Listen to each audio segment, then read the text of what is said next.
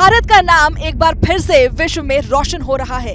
भारत ने ये साबित कर दिया है कि भारत की टक्कर में स्पेस मिशन में भी कोई नहीं है। अब कुछ ही वक्त का इंतजार और चांद पर भारत का परचम लहराएगा। चंद्रयान 3 अभी चांद के करीब पहुंच गया है। गुरुवार को चंद्रयान के प्रोपल्शन मॉड्यूल से विक्रम लैंडर अलग हो गया है और अब एक हफ्ते का रास्ता विक्रम अकेला ही तय करेगा। लैंडर विक्रम 23 अगस्त को चांद की जमीन पर उतरेगा, जिसमें रोवर प्रज्ञान निकलकर चांद से डेटा जमा करेगा और एक बार फिर भारत अपना नाम इतिहास के पन्नों पर सुनहरे अक्षरों में दर्ज कराएगा। चांद के दक्षिणी ध्रुव तक पहुंचने में रूस के लूना 25 का भारत के चंद्रयान 3 से मुकाबला हो रहा था। भारत के चंद्रयान 3 को अगले हफ्ते चांद की सतह पर उतरना है। रूस ने 11 अगस्त 2023 को लूना 25 लॉन्च किया था, वहीं भारत ने 14 जुलाई को चंद्रयान 3 चांद के लिए रवाना किया है। जानकारों के अनुसार ये दोनों ही मिशन लगभग एक वक्त पर चांद पर अपना अपना लैंडर उतारने वाले थे, लेकिन अब लूना 25 के नाकाम होने के बाद सभी की निगाहें अब चंद्रयान की सॉफ्ट लैंडिंग पर है।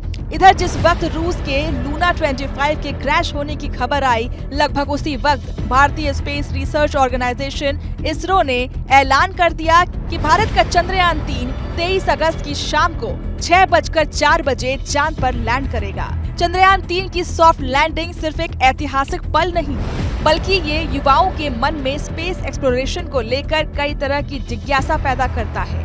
ये हमें गौरव की अनुभूति कराता है, एकता का अनुभव कराता है। पिछले महीने भारत ने एक बार फिर चांद के लिए अपना मिशन भेजा था।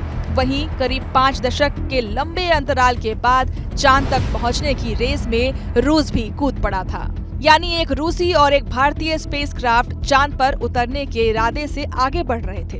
भारत का चंद्रयान 3 और रूस का लूना 25 अपने साथ एक एक लैंडर लेकर अंतरिक्ष में गए थे, ताकि चांद के दक्षिणी ध्रुव में यानी अंधेरे वाले हिस्से में उतरकर इतिहास रच सके।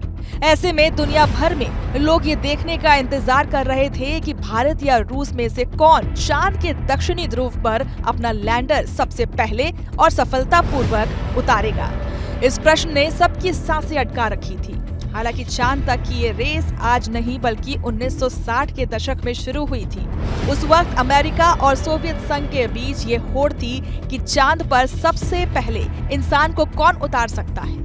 पृथ्वी की कक्षा में पहला सैटेलाइट स्थापित करने, अंतरिक्ष में पहली बार इंसान को भेजने और मानव रहित मिशन को चांद पर उतारने के मामले में रूस बाजी मार ले गया। लेकिन इस बार ऐसा नहीं हो पाएगा। भारत ने रूस को पछाड़ दिया है। रूस ने 47 सालों के बाद मून मिशन लॉन्च किया था, जिसे 21 अगस्त को चांद की सतह पर उतरना था। हालांकि रोस्कोसमोस के अनुसार लूना 25 स्टेशन चंद्रमा से टकरा गया, जिसकी वजह से मिशन फेल हो गया। आपको बता दें कि रूस ने 11 अगस्त को लूना 25 को लॉन्च किया था। जर्मनी के DW न्यूज ने रूसी स्पेस एजेंसी रोस्कोसमोस के हवाले से बताया कि रूस का लूना 25 अंतरिक्ष यान चंद्रमा पर दुर्घटनाग्रस्त हो गया है। इंडिया के मून मिशन चंद्रयान 3 के साथ साथ रूस का लूना 25 भी चांद की सतह पर उतरने के लिए आगे बढ़ रहा था। इसी दौरान 19 अगस्त को लूना 25 में तकनीकी खामी आ गई थी, जिसकी वजह से मुश्किलें खड़ी हो गई थी। रूसी स्पेस एजेंसी को शनिवार को ही लूना 25 की जांच करते हुए इमरजेंसी का पता चला था। वहीं भारत का भी चंद्रयान 3 चांद के काफी करीब पहुंच चुका है। इस दौरान लैंडर मॉड्यूल को चांद के नजदीक ले जाने वाली एक डीबूस्टिंग प्रोसेस सही सलामत पूरी कर ली गई है। रूस ने लूना 25 मून मिशन से पहले 1976 में लागू 24 लॉन्च किया था।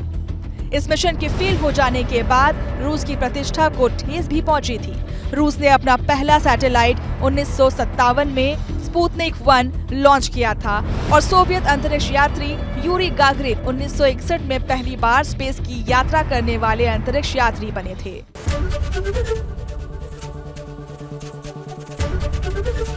ABP गंगा, खबर आपकी, जुबान आपकी।